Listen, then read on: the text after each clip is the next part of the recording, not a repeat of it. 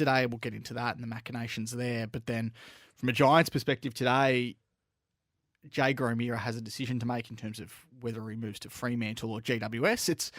It's rare that a player gets into this final day of a trade period having not yet made a decision on where their future lies. I mean, this is something that's normally decided 2-3 weeks before the trade period begins, but obviously just given the fact that it develops so late, and we love this because it gives us something to talk about and debate and discuss over the next few days. But yeah, Jaeger O'Meara and his decision as to where he wants to play his football from 2023 onwards is going to be one of the central points of today. And still playing that out as we speak. So we'll speak to Jason McCartney about that pretty shortly, but clearly a big talking point in the remaining 7.5 hours, and you can catch all of them on afl.com.au. Yes. AFL Trade Radio will be at Marvel Stadium in a couple of hours, and then right up. Intriguing of today. Well, clearly there's so much interest on Josh Dunkley, and that's going to be potential if Jake's going to be able to offer. And tempting Collingwood any. I think the Lloyd Meek situation and what happened. It's been looking to see if they can. Radio. We're going to speak to Giants General Manager of Footy, Jason McCartney, shortly. We'll also speak to Richmond. How are you?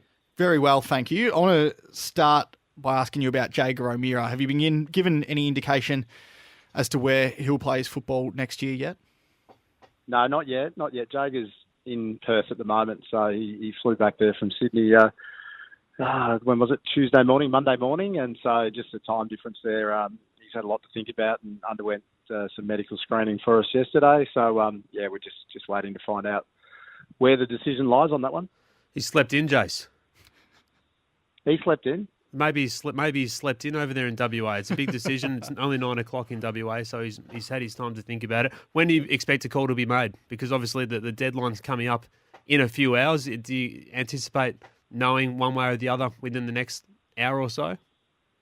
I think so. Yeah, once obviously that time difference you alluded to, we'll hopefully in the next hour or two we'll get a bit more of an indication around that. So there's plenty of time though, Cal. I know you're talking deadlines. There's always plenty of time.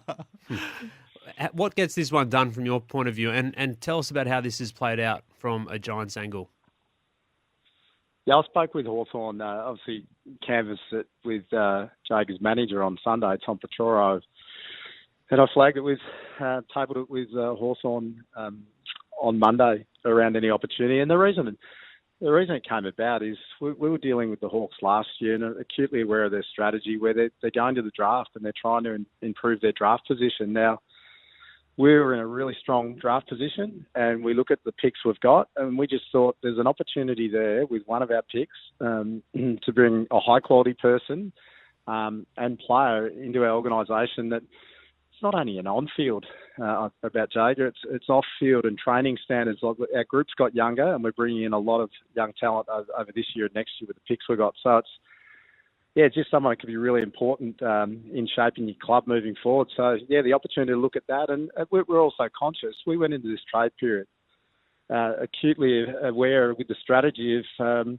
we had to realign our salary cap position, and we've been able to do that quite well throughout this period. But whilst doing so, get up the draft order and get a really strong hand both this year and next year. And then ultimately, we're after pick one. I think, and you guys would have talked about a lot, there's a lot of discussion and debate about, what a club's doing. And I completely understand why West Coast moved from 3 and go out into the mid part of the first round. And it's exactly the same reason where we're sitting at 3 and we want to get to 1, because when you're an interstate club and the draft board is predominantly at the top end, it looks like it's littered with Victorian talent, you've got some risks there. And you might think it's fine that you just pick this player and you get them into your environment and system and it's all fine. But if there's apprehension about a player right from the word go about making the move interstate and they may go home, you just can't take the risk, unfortunately. Are you drafting from a different draft board? Yeah, the draft board for us and maybe some other interstate clubs, it's not the same draft board. And that's okay. That's a reality. We're not complaining about it. So we do have to look at things a little bit differently because everyone can throw up the players and we love all the players that are being talked about, but there's some we can't pick. That's a reality. So who are you picking at number 1 then? I don't know. Did you a good position to be in.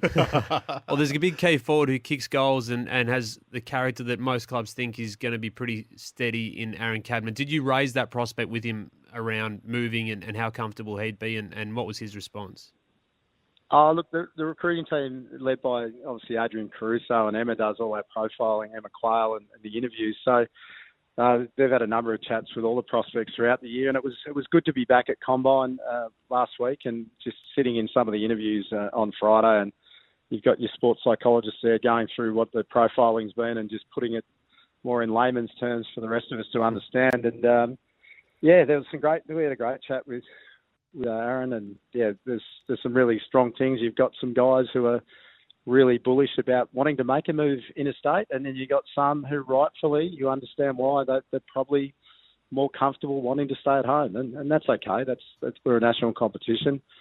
That's how it works. So you've got I like your point, Cal. It is a bit of a different draft board what some of us look at in comparison to the Victorian teams. I want to talk to you about Jacob Hopper, a deal that you completed yesterday with Richmond, centred around pick 31 this year and a future first and a couple of later picks being thrown in as well. Can you talk to us about how this one played out with the Tigers? Yeah, well, obviously I've been dealing with Blair and the Tigers for a fair while now. Once, obviously, Jacob being in contract, there's a little bit more to do there, but with Tim Taranto as well. So, look, the Richmond Footy Club and Blair in particular were outstanding in their dealings with us all the way through. They did not hold back. They know they're getting two A-grade players and people. So right from the word go, they put everything on the table. They didn't hold anything back, and that was the negotiation was made a lot easier by that. Albeit we had to split the deals because we just knew we were just shy on Jacob, what we were going to be able to get back. So we just needed more time to see if there was talk of a player maybe going out of Richmond that might have got another pick that we would have definitely looked at for that in comparison to some of the other deals we've done over a period of time. So we just had to wait a little bit there, and in the end, we were able to facilitate it yesterday. Yes, there was talk of other Richmond players, and I know Ivan Soldo was linked with us, and we did do a medical, and we had great chats. But obviously, Richmond were pretty keen to retain him. But once again, if I go back to our main objective, getting up the draft order, getting a good hand over 2 years in the draft, and realigning our TPP position, money going out and then too much coming in doesn't really help you. So Toby Bedford, great acquisition. Our team, we identified him really early in the piece. Absolute need.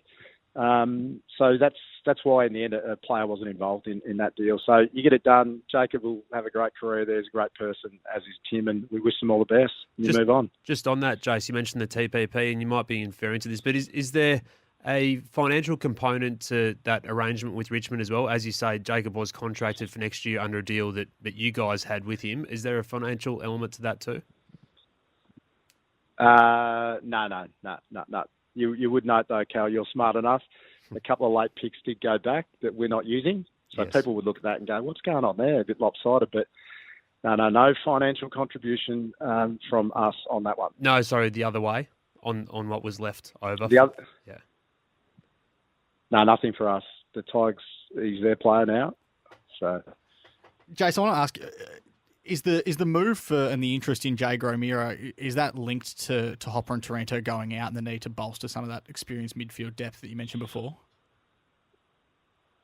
Look, there's obviously Tanner Bruin's gone as well, so there's three midfielders out, but we feel like we're really well stocked for midfield talent. So the approach and the opportunity around someone like Jager is more the complete package of the person, his training standards, what he can do, and he could spend some time in there, but there's probably other roles he can play as well. And we've got some really good young mids in him, and if Jager was to come to our club, I'm sure he'd play a really important role in developing these young players into really good AFL players and really good training standards. So, that's probably what we're looking at there, rather than just looking to bolster midfield, because we feel we've got some really good depth in there anyway. You surprised us last year with a couple of late moves for Chad Wingard and Luke Bruce. Do you got anything bubbling away this year in the final hours of the trade period? No, I haven't even come down, actually, so no. You've got Xavier O'Halloran, who's still uncontracted at the club, obviously a first-round pick from a couple of seasons ago. Can you talk to us where he's at and whether or not he'll be at the Giants next year? Yeah, he'll be at the footy club. We just look. It's an unfortunate situation for players to be in, but there would have been a number across the competition that have just had to wait through this trade period because you can't. You just need some flexibility. Like it's just an unknown what can present in this period. So that'll be something we'll be able to. Julian Petrarca and myself will be able to sit down and get sorted out. Over this next little period now that we finish up tonight. All right, well, good luck for the remaining 7 hours and 14 minutes of the trade period, and good luck with Jago Mira's decision, which is coming imminently. Thanks, guys. Really appreciate it. Well done over this period. Talk soon. Jace. Thank you, Jace. That was